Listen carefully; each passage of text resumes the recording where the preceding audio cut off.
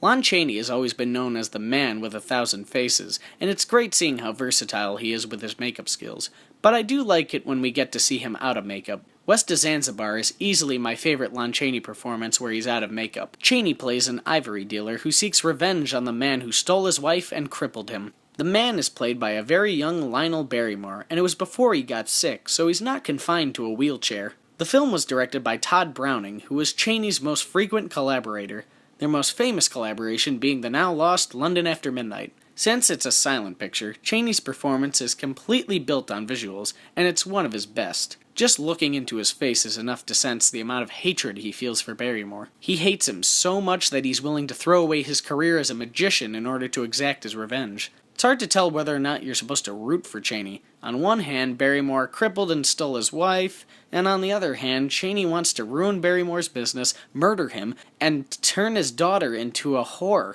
Oh yeah, I forgot to mention, Barrymore left Chaney's wife with a baby. After she died, Chaney was left with it. Rather than take care of it, he gave it to a woman who runs a brothel so he could ensure that she would grow up to be a prostitute. The film lets you choose whether or not to root for him, and I like that. It's a unique thing. Not many films leave it up to audience interpretation to tell whether or not somebody's a protagonist or antagonist. It makes rewatching this a pleasure. The film was remade in 1932 under the name Congo, with Walter Houston as the Chaney character. It's essentially the same movie, but it cuts out the entire section in the beginning where we see Chaney become crippled and his wife die.